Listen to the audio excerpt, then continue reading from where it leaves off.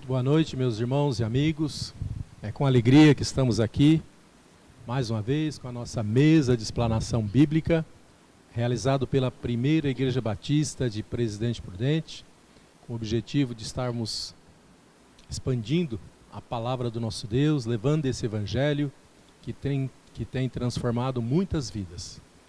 E hoje nós estamos já com a lição de número 2, né? Da nossa revista Compromisso, agora nesse trimestre, estudando, né, os profetas menores. Então, que Deus esteja nos conduzindo nesses estudos, né, para que nós possamos nos enriquecer, para que nós possamos aprender mais, né, da palavra do nosso Deus.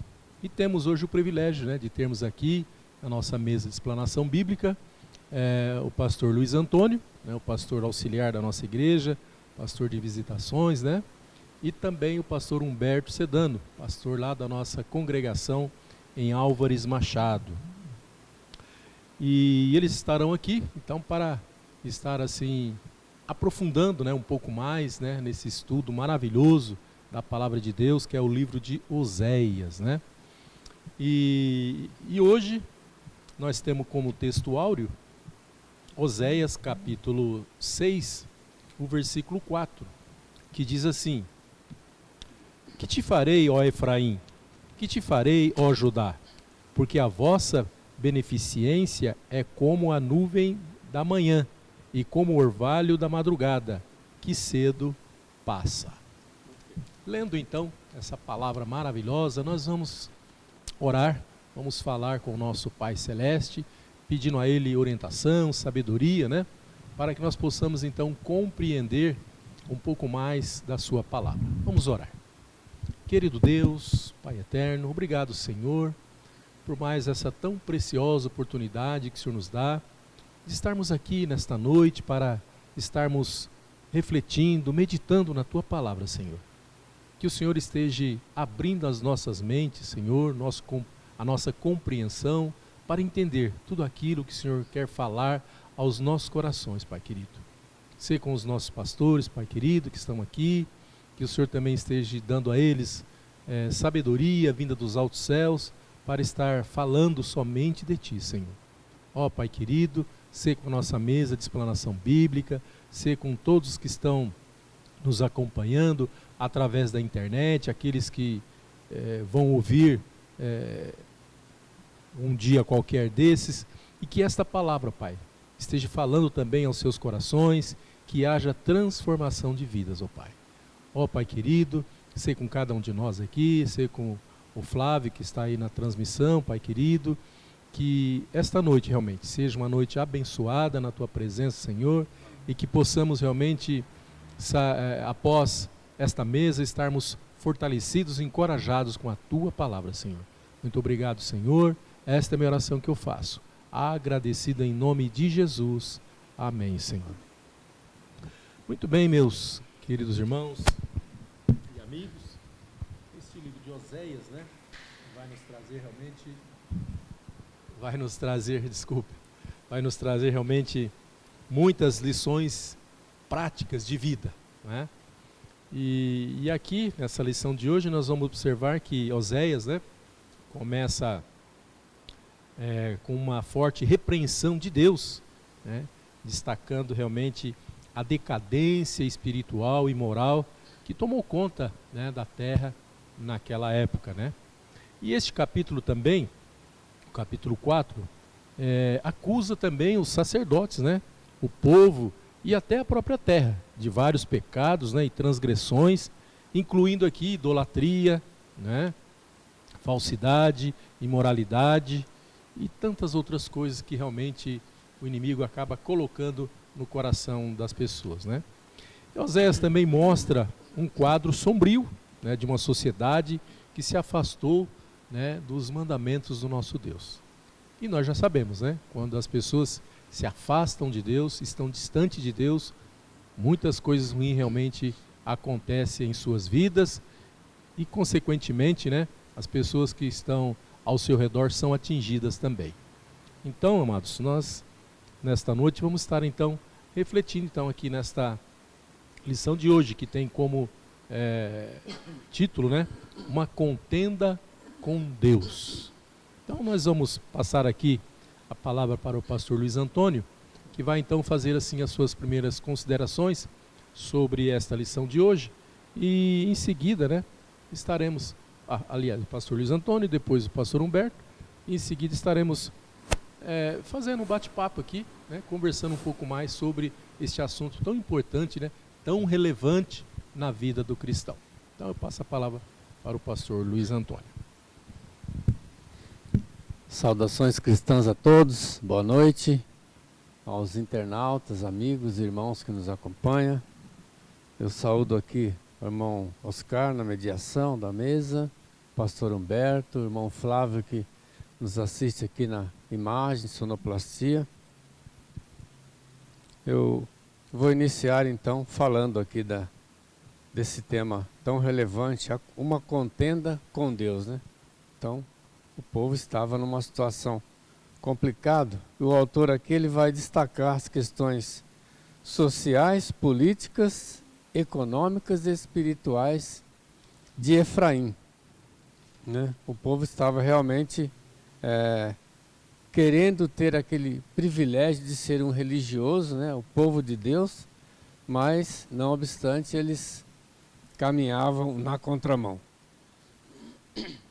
O capítulo 4, né, onde se inicia a lição, o verso 2 ele fala assim: só prevalecem o perjurar e o mentir e o matar, e o furtar e o adulterar, e há homicídios sobre homicídios. Na verdade, o autor coloca isso para deixar claro, né, que esse assunto, essa repreensão ocorreu na época, né, do profeta Oséias, mas também é pertinente nos dias de hoje, porque a gente vê que esses assuntos acontecem hoje também, né? Perjuro, a mentira, o furto, o homicídio, né? Então é muito assim claro nos nossos dias também, né? Só que a gente tem que ressaltar aí uma diferença, porque isso é muito claro na vida do ímpio, né? A vida do ímpio, o povo cristão, ele tem uma direção, né? Ele tem uma esperança, ele tem um alvo, né? Que é o céu. Então ele vai sendo, a sua trajetória vai sendo de acordo com a palavra de Deus, pelo menos se espera isso. E o que se vê aqui nesse quadro é que o povo de Deus estava vivendo assim, né? Não havia verdade, nem benignidade, nem conhecimento de Deus na terra. Quando o autor fala na terra, ele está dizendo todo mundo, né?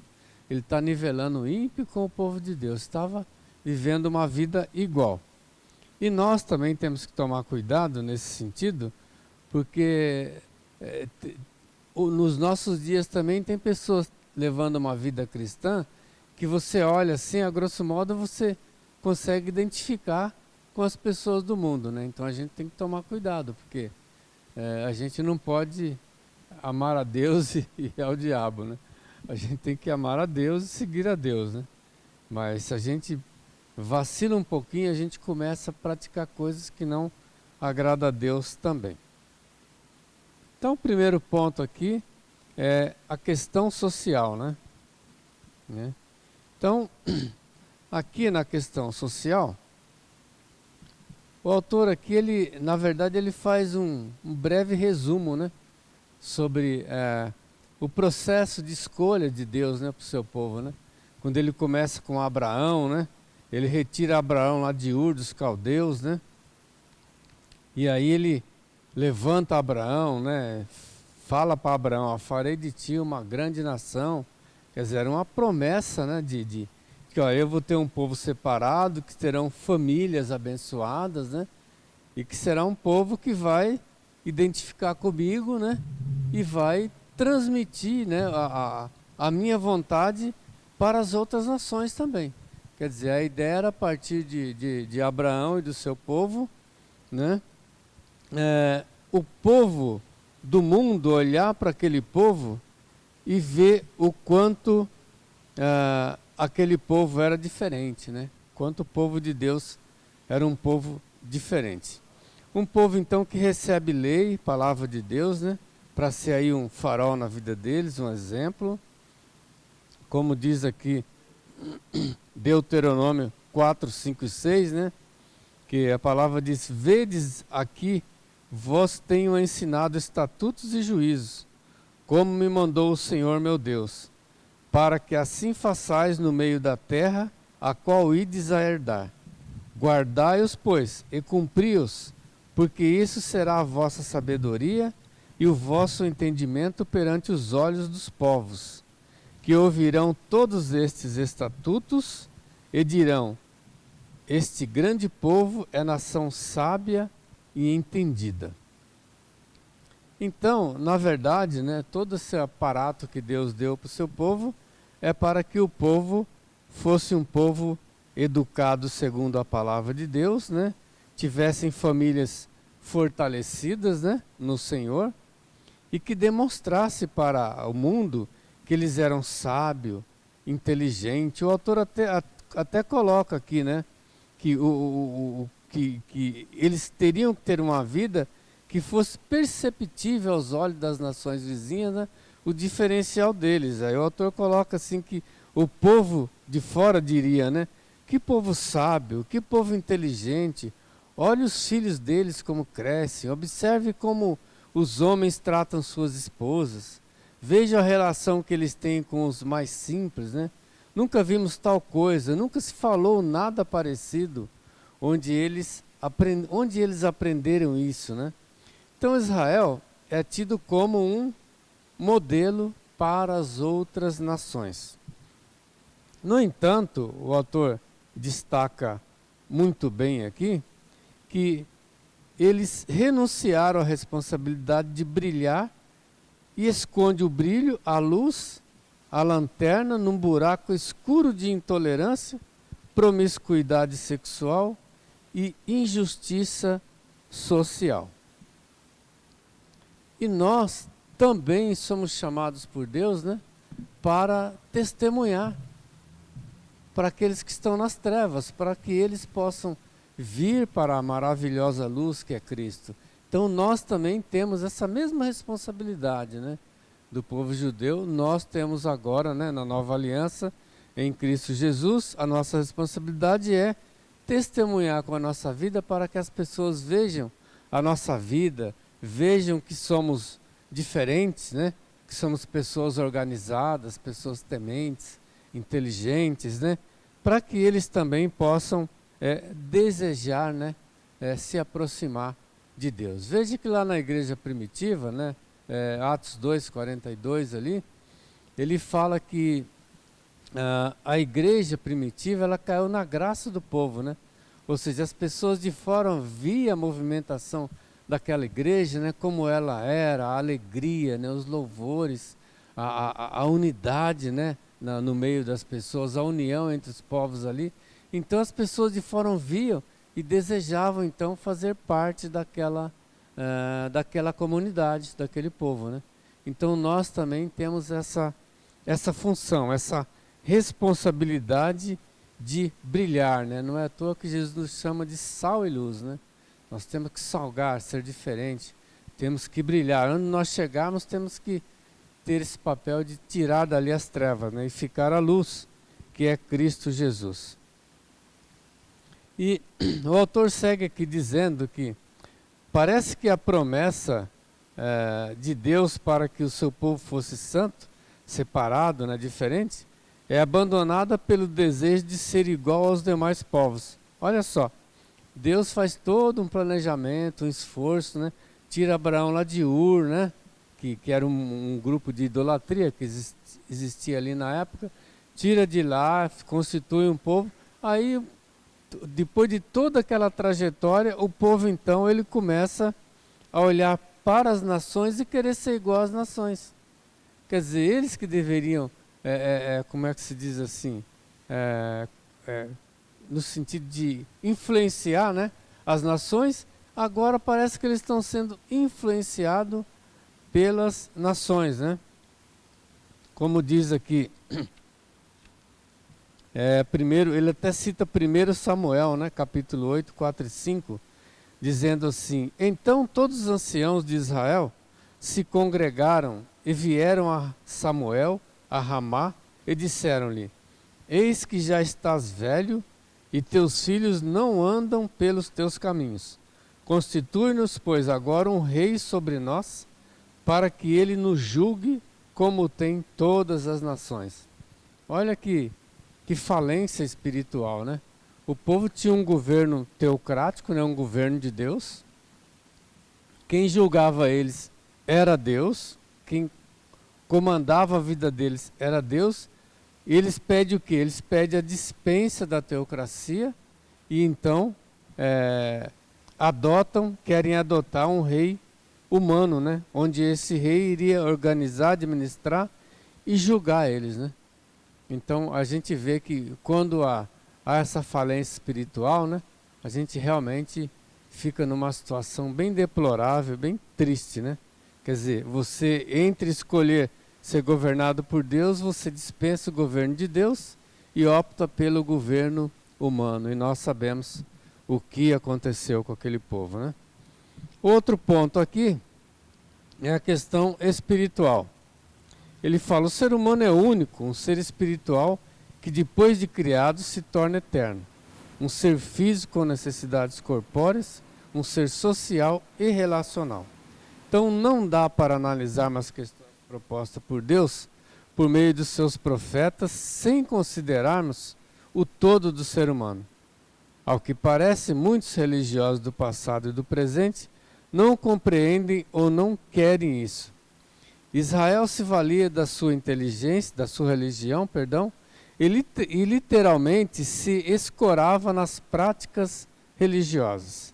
Equivocadamente e malignamente, achava que se cumprisse os ritos da religião, Deus estaria obrigado a cumprir suas promessas eternas, né?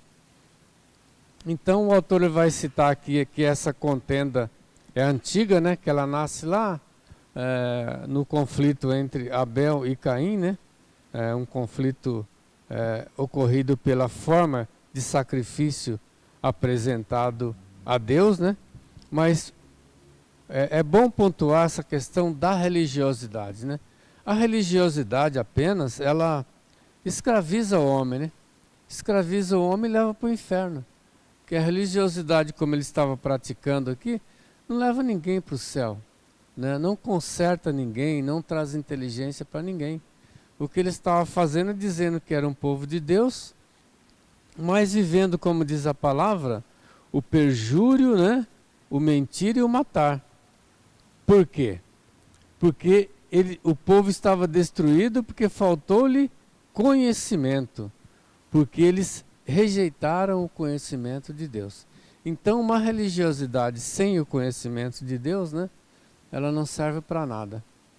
Ela não serve para nada. Você se torna uma pessoa fanática, você tem dificuldade no relacionamento com os outros, porque você é apenas um religioso. Então ele cita aqui essa contenda antiga, né, que aconteceu lá com Abel e Caim. Gênesis 4, 3 a 5, dizendo: E aconteceu ao cabo de dias que Caim trouxe do fruto da terra uma oferta ao Senhor. E Abel também trouxe de primogênito das suas ovelhas e da sua gordura. E atentou o Senhor para Abel e para a sua oferta. Mas para Caim e para a sua oferta não atentou. E irou-se Caim fortemente e descaiu-lhe o semblante. Então Caim, ele traz uma oferta, digamos, qualquer. É uma oferta qualquer, que ele pegou lá na natureza e trouxe. Abel, por sua vez, trouxe da gordura, né? Da gordura de animaizinhos que ele criou, né? Ele criou, ele formou, teve todo um trabalho, teve um compromisso da parte dele com aquela criação, né? E então ele trouxe o melhor. Um trouxe uma oferta qualquer, outro trouxe o melhor. Então o registro e o resultado dessa história nos permite inferir que Caim traz algo qualquer apenas para cumprir o rito, um compromisso, uma agenda religiosa, enquanto Abel traz e empenha o seu coração antes do rito.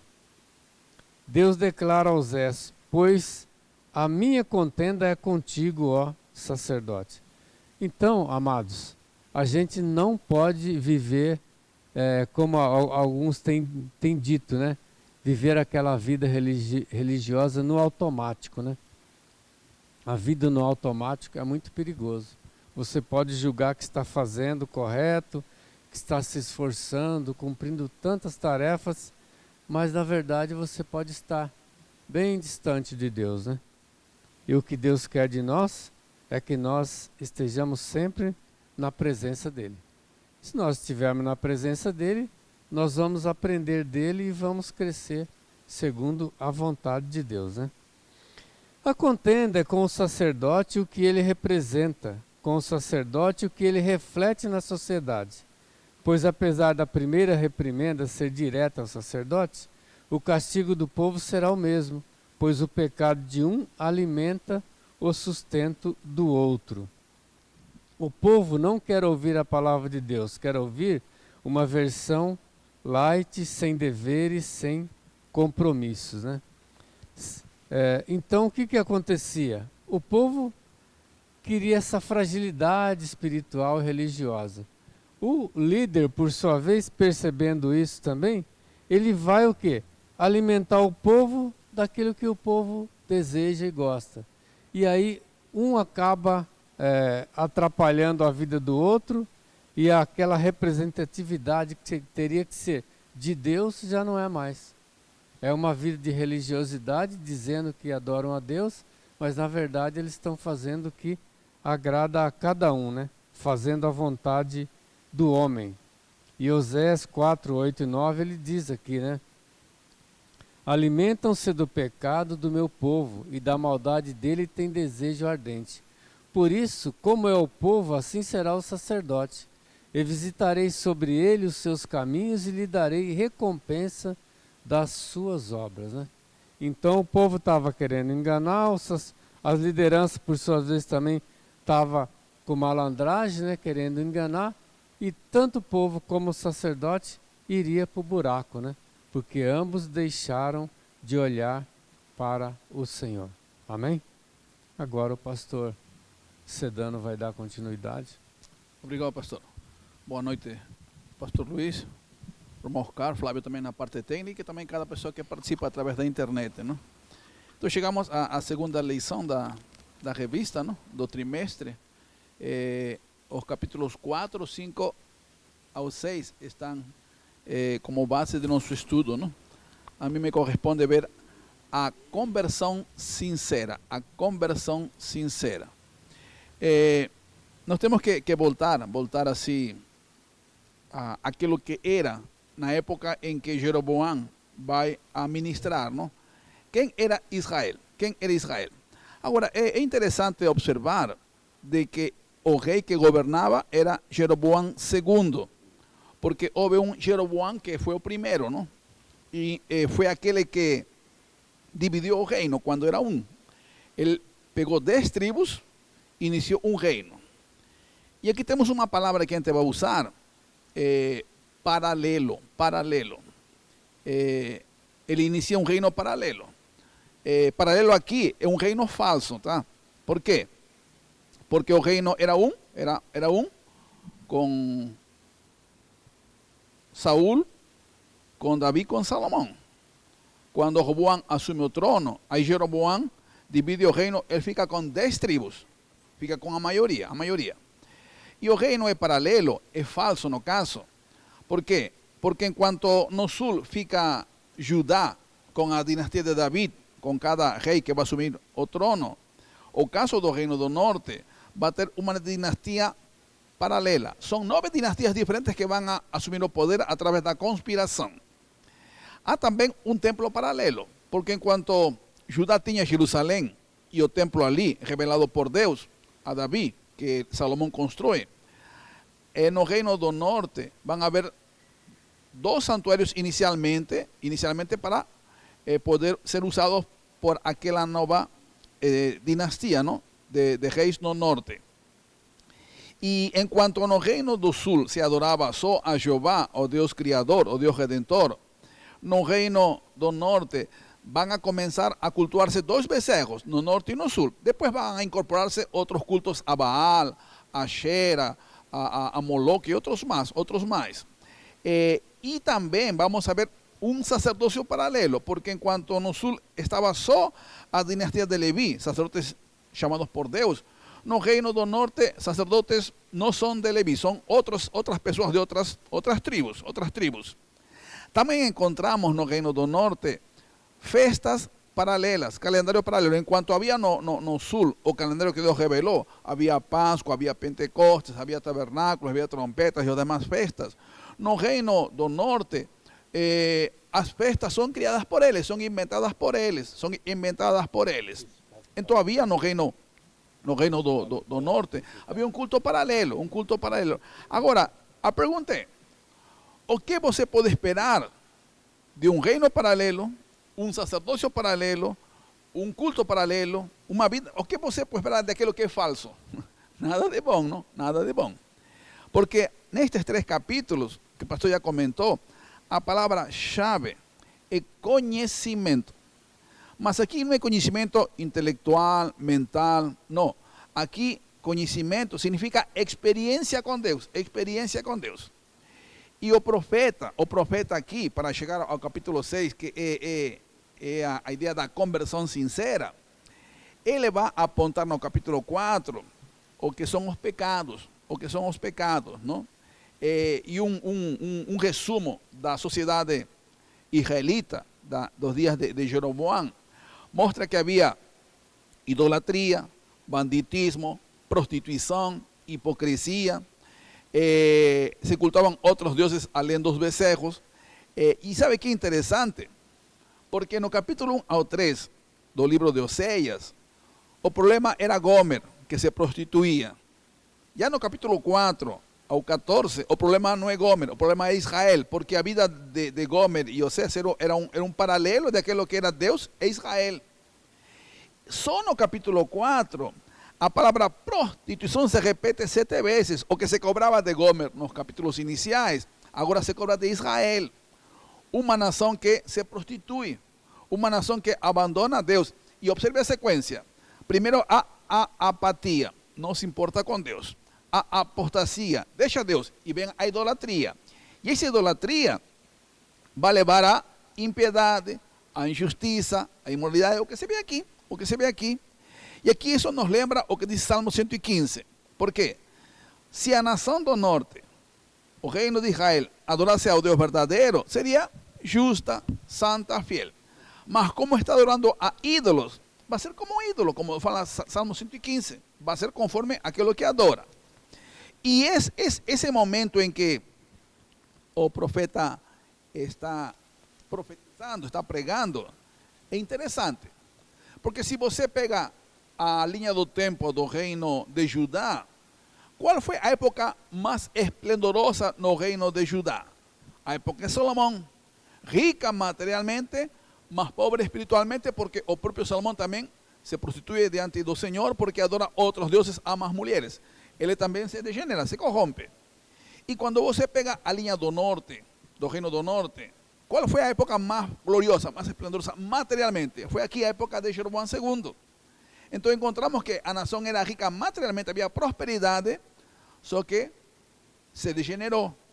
Havia falsa prosperidade, consumismo compulsivo, havia falta de conhecimento da palavra, que era a raiz de todos os males. Havia orgulho, havia soberba, havia instabilidade. Então aí que entra o capítulo 5, porque depois de denunciar o pecado no capítulo 4, Deus anuncia que a nação vai para o exílio. E aqui temos um paralelo que comentei a vez passada, porque há uma semelhança entre Jeremias, no reino do sul, e Oséias, no reino do norte. Porque observe, quantos anos pregou Jeremias para que se arrependesse o reino de Judá? 40 anos. Quantos anos vai pregar Oséias para que se arrependa o reino do norte? 40 anos.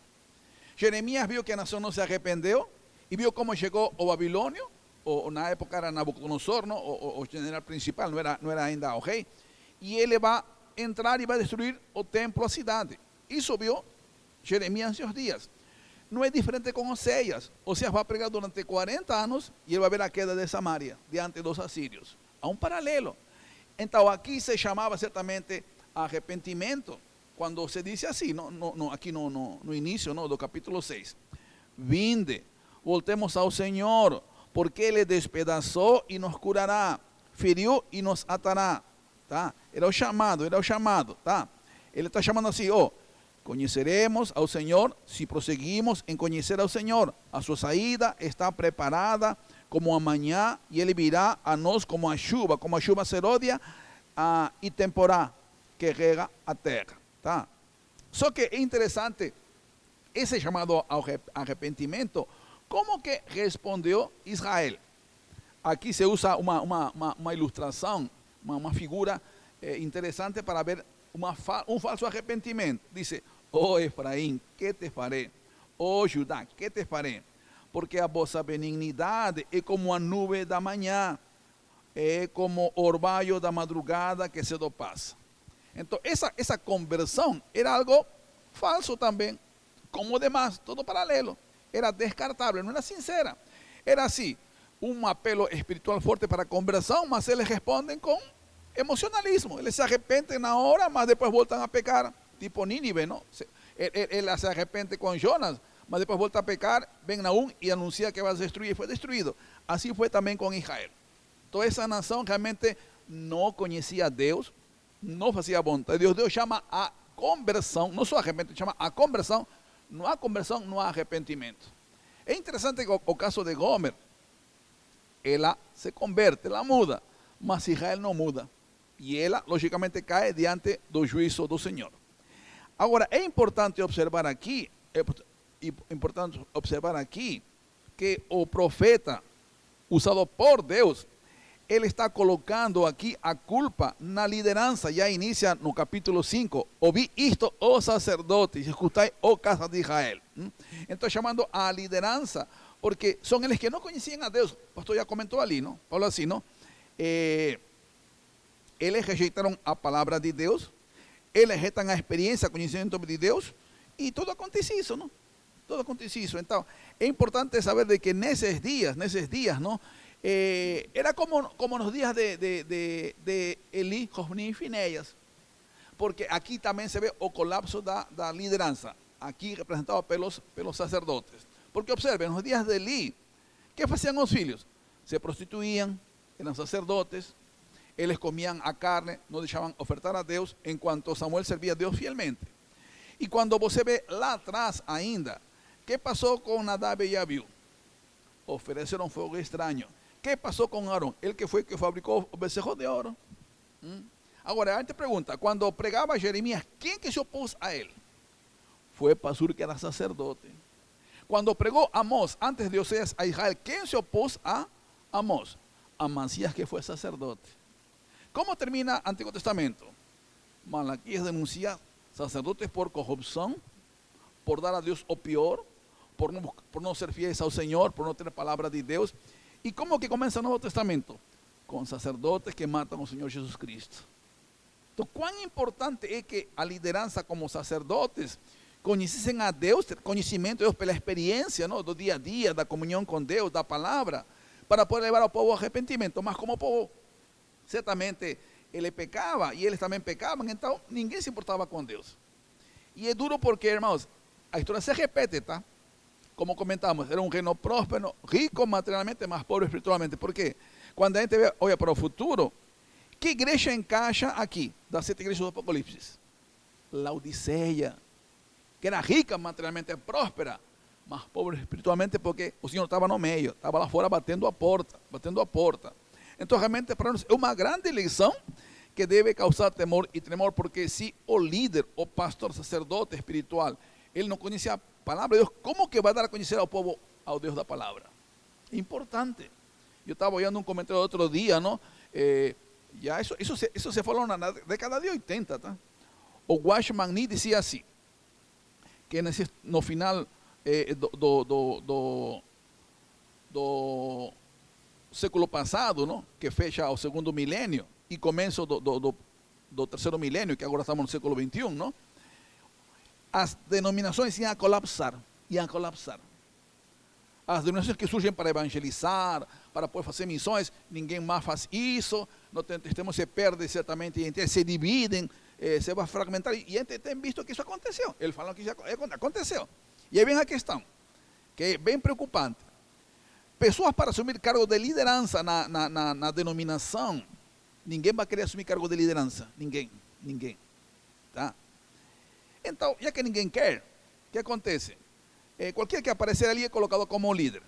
E esse líder, ele não é preparado idoneamente, espiritualmente, moralmente, não tem o preparo técnico nem espiritual, nada, mas assume a liderança. Agora, o que se espera de um líder desse tipo? Então, escolher esse líder certamente afeta a igreja, a denominação e também ao cristianismo. Então, realmente, mas isso já havia naquela época. Pessoas despreparadas, pessoas que não conheciam certamente Deus, a palavra. É como na época em que Neemias chega para poder restaurar as muralhas, não? E se diz que naquela época as pessoas não falavam aramaico, ou não falavam hebraico, só aramaico. Por isso que Esdras chamou uma equipe de levitas para ensinar primeiro no hebraico e traduzir, certamente, não? O que estava escrito, porque só falavam o aramaico. Então não conheciam a palavra de Deus, não conheciam o idioma do povo de Deus, e isso era uma tragédia. Então quando uma pessoa não conhece Deus, como que vai viver? Segundo o mundo. Então realmente esse tema aqui de Oséias, para nós é muito pertinente, é um chamado a conhecer a Deus pessoalmente. Mas observem que algo interessante, não? A gente já falou também lá em Machado, não? Irmãos, quem que é Oséias no Novo Testamento? É Cristo, não? É Cristo. Israel, a nação que se corrompe, que se prostitui, quem ama a essa nação é Deus, através de Oséias. E no Novo Testamento, quem que é Oséias? É Cristo. É o profeta do amor. Agora eu pergunto, como recebeu Israel a Cristo? O matou, não? E assim como Oséias viu a destruição de Jerusalém, o que vai passar com essa geração dos judeus? Vai ser destruída. Jerusalém vai ser destruída. Então realmente a profecia no capítulo 3 de Oséias que haverá um dia em que Israel será um com Judá, não se unirão. Isso só vai acontecer lá no milênio, não?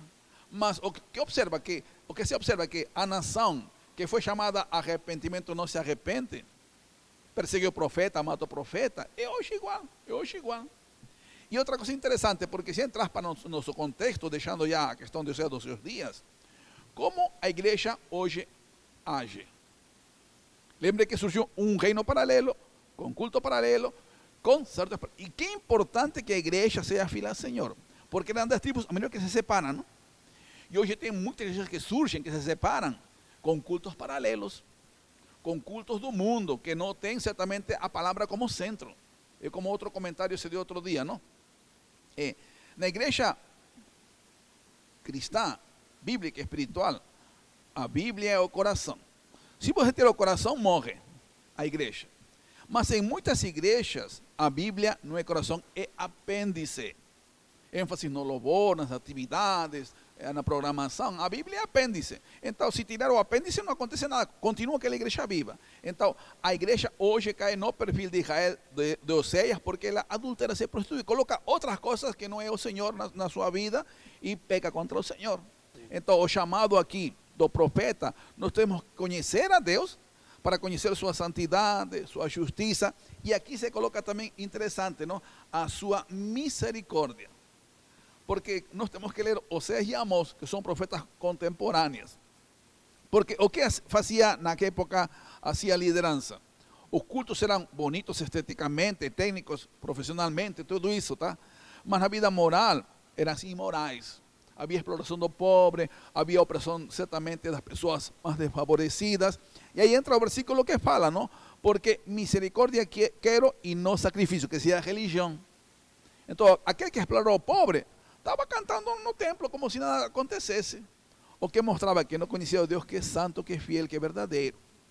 Então, o que Deus queria era conhecimento de Deus, para que tendo conhecimento de Deus, tivesse misericórdia com as pessoas que eram oprimidas, que eram certamente alvo, não? Da injustiça social dos ricos na época, não? Então, realmente, essa palavra deles, para nós, hoje se repete, porque a gente vê que hoje, quanta gente sofre por causa da injustiça, não? A gente vê tanta gente sofrendo ali, porque eu vi outro dia um comentário interessante que dizia assim, não? Primeiro nós ouvimos do mal, depois nos vemos o mal, depois nos acostumamos ao mal, depois legalizamos o mal, depois batemos palma diante do mal. E hoje isso tem acontecido, não? Porque a igreja hoje se silenciou, não há profetas como Amós, ou seja, para denunciar o mal, que é injustiça, que é falta de Deus, falta de conhecimento de Deus, e o mundo sofre. Então, realmente, aqui a pregação de Deus é para nós. Nós temos que voltar a Deus, temos que arrependernos de verdade, mas que não seja como, diz aqui, não? Como a nuvem da manhã, que não seja como orvalho que cai, algo que desaparece, seja algo permanente. Que se veja realmente essa conversão com mudança de comportamento. O que nos lembra também o que fazia o Batista quando pregava, não? Quando ele via que apareciam os fariseus para batizar, o que dizia, não? Raça de víboras. Ele queria fruto digno de arrependimento. Então, nós precisamos certamente meditar em Oséias, que nos confronte, que nos chame a um sincero arrependimento para ser certamente povo de Deus, porque aqui o que se mostra é que esse reino que se separa, na verdade, não foi povo de Deus. Por isso que já teve aquele nome que colocou lá no capítulo 1, não, lo ami, significa você não é meu povo. E depois, lo ama, eu não tenho favor de você. Deixa que aconteça a tragédia da destruição, porque eles pecaram. E para terminar aqui a minha parte, observe que o profeta fala assim, não? Meu povo foi destruído porque lhe falta conhecimento, que é experiência com Deus. ¿No? Experiência com Deus. E é interessante essa reflexão, porque quando foi destruído o reino do norte? Quando chegou o assírio e destruiu a cidade e matou todos? Não.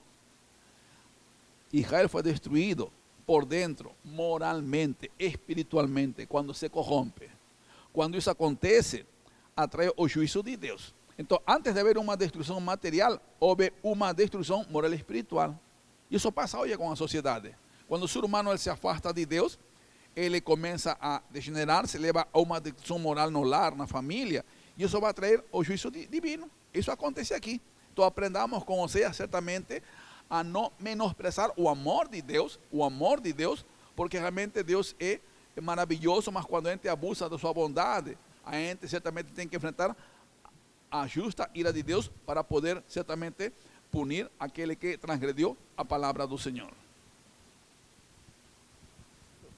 Muito bem, meus irmãos e amigos, como podemos aqui observar, né, pela palavra dos pastores, realmente é um grande alerta, né, para as nossas vidas, né, e parece uma coisa tão distante, né, estamos aqui lendo, observando aqui, né, Oséias, né, no seu tempo ali, mas tudo isso que nós estamos estudando sobre o profeta Oséias, né, trazendo para os nossos dias, estamos observando que não tem quase nada diferente, né? E que nós, né, cristãos, nós que já tivemos esse grande privilégio de ter um encontro com Jesus, né, que possamos, né, ficar atentos, né, aprender um pouco mais sobre essa lição tão preciosa de Oséias, né, do profeta Oséias, para as nossas vidas. Como o pastor Luiz aqui já disse, né, o povo estava destruído. Será que o povo daquela época estava destruído? E como está o povo de hoje? Né? Outra palavra fundamental. Estamos vivendo, irmãos, a falência espiritual. Infelizmente é isso, essa é a realidade. A falência espiritual. Como o pastor Humberto disse, né? Há uma grande dificuldade, né, de ter líderes na igreja. A igreja está com dificuldade de ter líderes realmente tementes a Deus. E aí quem vai ocupar esse lugar são pessoas que não estão preparadas, né? Que não tiveram realmente esse encontro, essa experiência pessoal com Deus. E aí nós já sabemos, né, o resultado. Mas eu gostaria de comentar um pouco mais com os pastores, porque o capítulo 4, ele deixa assim como fundamental realmente, é o conhecimento, né? Falando sobre o conhecimento, né? Mas o pastor Humberto já nos falou um pouco a respeito disso também, né? Que o conhecimento, né, não é questão de de inteligência, né? Não por falta de inteligência, mas por falta do conhecimento realmente de Deus, conhecimento das leis de Deus. E aí eu queria que os pastores comentassem um pouco mais, né? Porque aqui fala que Oséias mostra que a raiz do problema é a rejeição do conhecimento de Deus. E essa rejeição leva à corrupção moral e espiritual. Então, temos ainda, né, líderes, pastores, pessoas comprometidas, né, com a palavra de Deus, que estão testemunhando e levando a palavra de Deus. Mas existe, pastores, essa rejeição ainda hoje no século 21, a rejeição do conhecimento da palavra de Deus? Então, sabe que interessante, não? Surgiu na Europa, não, um movimento da escola de Frankfurt chamado a alta crítica, não? Alta crítica. E o que faziam esses líderes, que eram pensadores intelectuais, não? Eles questionavam a palavra de Deus. Eles questionavam a inerrância da palavra de Deus. Eles questionavam a autoridade da palavra de Deus. E houve assim um efeito dominó, porque em muitos seminários, quando alguém ia para estudar para ser pastor, missionário, então, durante a grade, ele recebia muita informação de muitas matérias. E eu lembrei a experiência de um rapaz, que também já passei também por isso, não? Ele estava no segundo ano do seminário, chegou na igreja um dia bem soberbo, falando: estou lendo um monte de livros, tantos livros que não tem tempo para ler a Bíblia. Porque as matérias que ele estudava era um pouco para bombardear, era filosofia da religião, sociologia da religião e outros assuntos que questionavam a palavra, então ele estava rejeitando a palavra. Tá? Eu lembro de um daqueles professores, por exemplo, no seminário, que ele atacava a Bíblia, falava assim: você sabia que Moisés não escreveu o Pentateuco? Você sabia que João não escreveu o Evangelho de João? E assim por diante. Outros questionavam a ressurreição de Cristo, os milagres, que era todo produto daquela escola de Frankfurt, não? Questionavam tudo. Não? E quando você tira da igreja o fundamento que é a palavra, é a rocha, a igreja cai, não? Então realmente houve gerações de líderes, eu observava assim, eram novos, 19, 20 anos que iam para estudar. Terminaram um curso, mas aquele fogo de querer ser um dia pastor, missionário, acabou. Viraram assim professor de filosofia, professor disso, de aquilo. Então, e o pior, porque um deles, quando a vezes lecionava no seminário isso, atacando a Bíblia, a vezes aparecia na igreja, muito religiosamente e falando o contrário. Não, a Bíblia é a palavra de Deus. E um aluno falava assim: professor, você de segunda a sexta ataca a Bíblia e no domingo coloca as asas de anjinho e prega que é a palavra de Deus. Não estou nem entendendo isso. Então a hipocrisia, não? A hipocrisia. Então realmente, hoje acontece isso. Hoje estamos na pós-modernidade e pós-modernidade rejeita absolutos. Qual que é um absoluto para nós como cristãos? A Bíblia é a palavra de Deus. Não precisamos de outros livros, não precisamos de outras situações para poder conhecer a Deus. Porque a única forma de conhecer a Deus é pela palavra. Pela palavra. Outro dia um líder falou assim, que ele estava muito desapontado, porque na sua associação havia muitos pastores que tinham dificuldade para conhecer a palavra e para dar Deus a conhecer ao povo, porque não tinham essa experiência com Deus. Às vezes compravam livros já escritos, sermões já prontos, mas ele não tinha essa experiência com Deus. Então, realmente, quando alguém cai nessa situação de não priorizar Deus na sua vida, a palavra na sua vida, falta conhecimento, está rejeitando a Deus. Então, realmente, temos que voltar à palavra, não? Porque se um ministro, um pastor que é chamado para conhecer a Deus pessoalmente, não conhece a palavra, tem uma editora que fez um levantamento. 51% dos pastores não leram a Bíblia toda. Então, qual vai ser a sua cosmovisão? Pois o que está colocando isso no lugar de uma pregação substanciosa? Vamos cantar. Cantam 2 horas. Oração, oram 1 hora. Mas palavra, tem igreja onde não tem pregação. Todo o povo é só levado ao aspecto emocional, a euforia, a dançar e luzes e fumaça, é porque está faltando palavra, não? E Spurgeon falava isso, não? Vai haver um dia em que a gente vai deixar de alimentar ovelhas para alimentar cabritos. Então é porque a palavra para eles não tem valor, não? Mas, e quando você vê outra vez as 7 igrejas, qual é a única igreja que foi aprovada porque amava a palavra? Era Filadélfia. Poucas pessoas. Então não é à toa que eram 10 tribos que se separam e ficam só 2, Judá e Benjamim. Então a minoria sempre vai ser minoria, no caminho estreito com a palavra. O demais, fora da palavra, não? E fora do caminho. Então, Oscar, respondendo ao seu questionamento, hoje em dia a gente vê um retrato bem parecido com esse que o profeta Oséias trouxe aqui para nós, né? Por exemplo, eu conheci um jovem em Osasco, ele era adorador, era dedicado, inteligente, aprendia fácil as coisas, sabe? Tocar, tudo, decorava rápido os louvores, nem olhava para, sabe? Cantava assim sem olhar, então era admirável aquilo. Mas com o passar do tempo, né, como ele se voltava mais para o apreço do louvor, essas coisas, que certamente ele não estudava a palavra, né? Não tinha aquele apego com a palavra. Com o passar do tempo, ele foi se distanciando, né? Aí inverteu, aí ele passou a tocar no mundo, passou a enxergar uma importância lá fora que não tinha, mas ele viu aquilo, e de repente ele saiu e foi para lá. Quer dizer, aí você fala, bom, ele ainda saiu, né? Mas a gente vê hoje ainda um quadro pior de pessoas que estão na igreja, mas que na verdade estão distantes de Deus, né?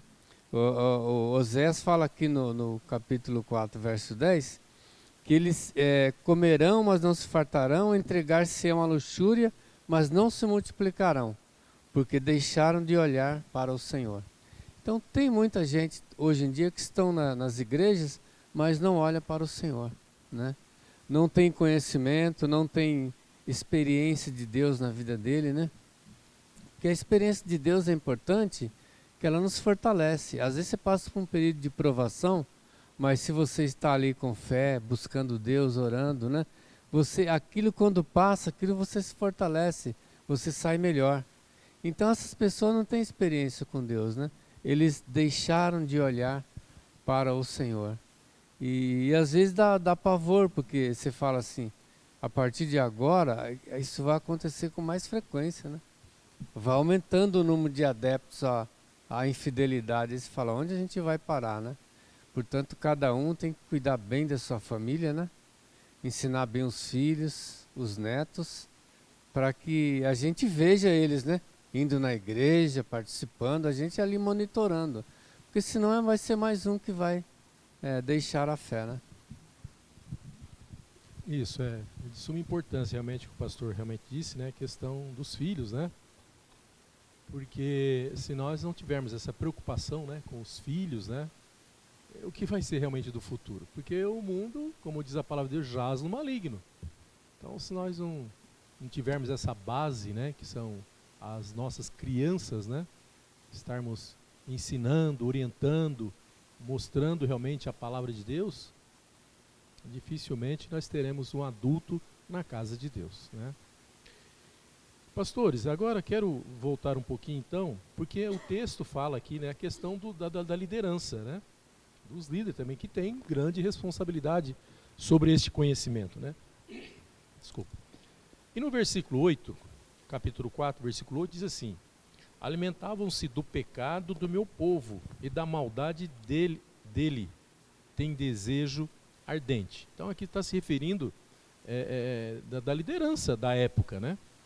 E nós vemos que quanto mais o povo pecava, mais os sacerdotes recebiam, né? Por não ser possível comer toda esta oferta, vendiam-nos, né? Ou doavam aos seus parentes. Olha só, né? Porque na época, né, para ser perdoado os pecados, precisava fazer o sacrifício. Aí tem que levar lá então, né, o animalzinho e tal. E olha só, a liderança da época se aproveitavam disso, né? Trazendo para os nossos dias, como que é isso? Como que realmente essa liderança desvia aqui realmente a palavra do Senhor, levando as vantagens sobre isso. Então, o que eu comentei, não? Lembra? Que os pecados que Oséias denuncia já eram cometidos por Hofni e Finéias, que eram sacerdotes. E sabe que os profetas, eles enfatizam, uma coisa é religiosidade, outra coisa é espiritualidade. O que é na religiosidade? A culto, a ritual, a sacrifício, a louvor, tanta coisa, não? Na espiritualidade, a pessoa está face a face com Deus, na intimidade, não precisa de quantidade, ele e Deus. Agora, é interessante porque, observe, duas frases diferentes, não?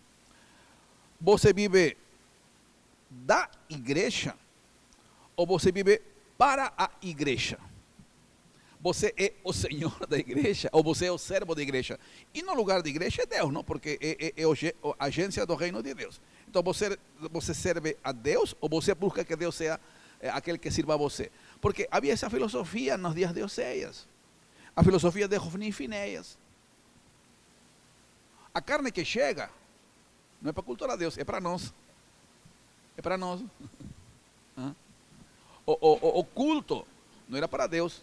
Tanto que eles se prostituíam com as mulheres no templo. Então, e hoje encontramos denominações que centralizam essa questão, não? Poder, dinheiro e usufruem disso. Ele não se importa com missões, com adoração, com fidelidade. Eles procuram fazer da igreja tipo um banco, não? Um ministério mercantilista, ganancioso, não? E logicamente que nesse perfil a pessoa se desvia. Há nepotismo. Há igrejas onde a liderança, por exemplo, o pai é pastor, o filho tem que ser pastor, o neto tem que ser pastor, perpetua como um reino, e não pode. Então realmente há um desvio. E sabe que ali está a mão negra do diabo, não? Porque Cristo é o Senhor da igreja. Não, o diabo vai domina. Então realmente o que está faltando no caso, não? Aqui da exortação de Oséias, é que nós temos que voltar a Deus, a palavra, com temor, não satisfazer nossos desejos usando a religião como se fosse nossa, como se fosse minha igreja, como se fosse minha congregação. Está errado isso, não? Porque realmente isso é deturpar. É como uma vez uma pregação, uma pose pastoral, o pastor pregou sobre a ideia de que é assim, não? São duas coisas diferentes, tá? Ele falou assim, o pastor chegou na igreja e ele falou assim, não? Eu espero que dê um casamento bom entre a igreja e o pastor. Começou a falar. De um bom casamento entre a igreja e o pastor. Um bom casamento, para que dure muito tempo essa união. Quando o pastor começou a pregar, o pastor que foi o pastor convidado, ele falou assim, é o seguinte, começou a pregar o texto de João, capítulo 3, onde João Batista fala assim, eu não sou o noivo, sou amigo do noivo. Está errado que se fale que o pastor é o noivo e a igreja é a noiva. Não, nós somos amigos do noivo. Tá? Então nós temos que preparar a igreja para Cristo. Só que ele fala assim, tem muito pastor que dá o golpe e fica com a noiva. Está errado. Se torna dono da igreja. E isso acontece nas seitas, não? Onde tem dono, tem chefe. Então realmente, que é o que ensina Paulo nas epístolas? Temos que ser como Cristo. É o que dizia João Batista. Ele tem que crescer, tem que diminuir. Então tem que seguir o exemplo de Cristo. Mas nessa religião não havia esse foco. O foco era consumismo, o foco era centralizar, egoísmo e individualismo. É o que Satanás faz, ele divide a igreja para poder reinar. Não, o Espírito Santo ele une a igreja. E outra coisa importante, não? Observe, Deus chama a Levi, da tribo sacerdotal, o nome Levi vem do verbo unir. Então o sacerdote, com sua vida e ministério, ele tem que unir o povo com Deus, através da ministração da palavra, através da oração, através da adoração. E uma coisa que o pastor Luiz também já deve ter visto, observe, quando você vai para o seminário, pelo menos há 3 cursos, não? A teologia, educação cristã e música sacra. E sempre havia aquelas brincadeiras, não? Que o que estudava teologia falava assim para o musicista, você não tem nada na cabeça, você só quer cantar, quer tocar, só quer aparecer na frente, você não lê a Bíblia, não sabe nem a teologia. E às vezes o musicista falava assim para o teólogo, você conhece a Bíblia, mas você é frio, porque você não adora, você não canta, você não louva a Deus. Havia essa situação. Agora, o importante é que tem que haver equilíbrio, não? Bíblia, e adoração, adoração. E uma coisa que eu me deliciei, e falei isso para o ministro de música que veio, ministro de música, não porque ele está no livro de pastor, era um homem espiritual, irmãos, um homem espiritual. Você vê, antes de colocar o povo a cantar, Bíblia, e Bíblia, meditando, não? Eu falei para ele, porque, irmãos, hoje temos pastores, líderes de música, que não são espirituais, que estão tipo Jovni Fineas, tipo Anás Caifás, que estão ali na liderança, mas não tem temor de Deus. Então, o crente como referencial tem que ser escravo de Cristo como Paulo, tem que ser alguém que diminua como João Batista para que ele possa reinar, para que realmente seja um servo do Senhor. Então, realmente, a nossa responsabilidade como líderes é levar o povo a amar a Deus e reproduzir a vida de Cristo pela palavra. Não tem outra forma. Hoje, em este mês da reforma, o que procuravam os reformadores? Voltar à palavra, voltar à escritura, a ser como Cristo, não colocar tantas modas, temperos adereços que no final desvirtua o que é a essência da igreja, não? A essência da fé. Bom, Oscar, respondendo a sua questão, eu vejo assim, se você olha para como foi a vida de Moisés, né? Um grande líder. Na época de Moisés o povo pecava? Pecava feio também. Mas você não via Moisés fechar os olhos. Moisés, ele chorava, ele colocava a boca no pó, ele falava com Deus, ele tinha a presença de Deus, e Deus ia agindo através dele, né? Ia mudando o povo, né? Você vê até aquele juízo, né? De fazer com que ficasse 605 mil, né? 603.550, né, pessoas no deserto, Deus fez. Porque tudo isso para honrar o seu nome e para honrar também o líder que ele colocou lá, que era Moisés. Então Moisés, ele nunca se voltou contra Deus. Moisés nunca passou assim, como diz no popular, passou um pano, né, pro povo. Ele sempre confrontou e disse que estava errado. E aí você vai lá em Eli, já é diferente, né?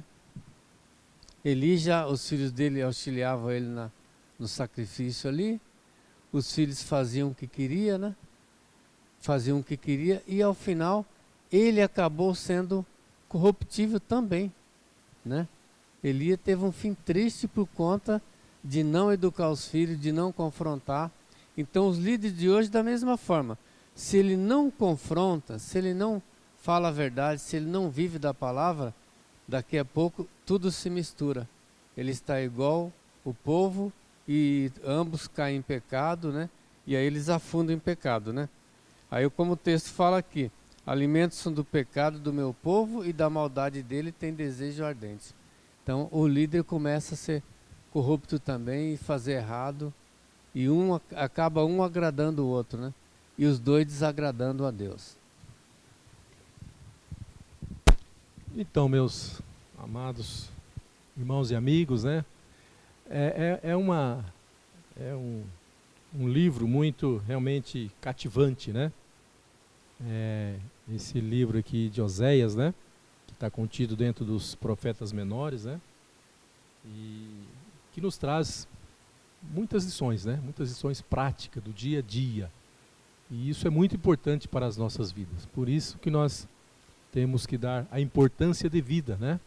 De estarmos realmente estudando a palavra de Deus, e no caso aqui tendo a oportunidade, né, desse trimestre estarmos estudando os profetas menores, e com certeza vai nos fortalecer, vai nos enriquecer muito. Então eu faço convite para você que está aí nos assistindo, que vai nos assistir, né, que esteja nos acompanhando esse trimestre, que estaremos estudando então os profetas menores, que vai nos trazer palavras maravilhosas do Senhor. E também quero convidar você a estar conosco também aqui na nossa igreja, na primeira igreja batista de Presidente Prudente, aqui no centro, né?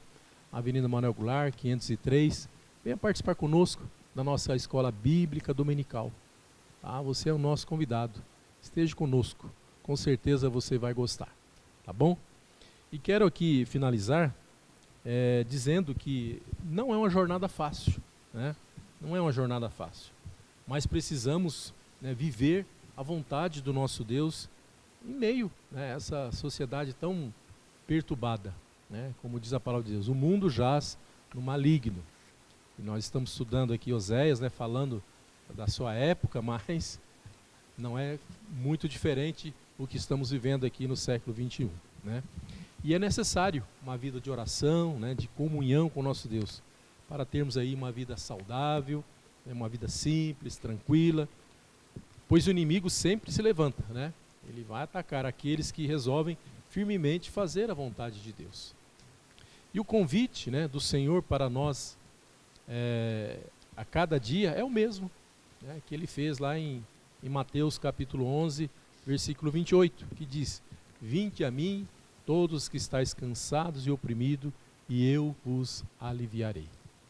A jornada é difícil, mas nós temos um Deus que está pronto a nos ajudar, pronto a nos levantar nos momentos difíceis, tá? Então que Deus abençoe a nossa vida, a vida de vocês, a vida dos nossos pastores, familiares, e que possamos estar aqui, né, todas as sextas-feiras, a partir das 19h45, e você é o nosso convidado. Que Deus os abençoe. Eu vou pedir para o pastor Humberto Sedano nos eleve a Deus em oração, encerrando essa mesa de explanação bíblica. Oremos. Amado Pai, chegamos a um novo fim de semana. Nós estamos terminando este tempo de estudo da palavra. Permite que as palavras do profeta, que são palavras do Senhor, possam certamente achar guarida em nosso coração, para poder certamente viver conforme a elas e ser realmente servos pelo Senhor aprovados e usados no seu reino. Abençoa nossas famílias, nosso colegiado. Haverá certamente culto Pai Celestial em San Mourão, Pai Celestial aniversário da missão. Abençoa aqueles que vão para lá. Também haverá programação também Araxá, também Chá das Mulheres. Também abençoa aqueles que vão para lá, guarda na estrada, a cada que vai participar. Pedimos também tuas misericórdias, Pai bendito, para que o Senhor também possa abençoar, Senhor Santo, a nação, derramando bênção, salvação, restauração. Cuida nossos doentes, fortalece aqueles que também estão enlutados, consola os abatidos. Mantém-nos sempre na tua presença, que possamos ser instrumentos da tua glória, do teu poder, do teu amor, onde estivermos. Cuida também nossas crianças, que cresçam nos teus caminhos, nos teus propósitos. Guarda nossas famílias, sustenta-nos sempre para que façamos a tua vontade. Nós pedimos tuas misericórdias, guia a todos nós, ajuda-nos, oramos, em nome santo e bendito, do Senhor nosso Salvador. Amém. Amém.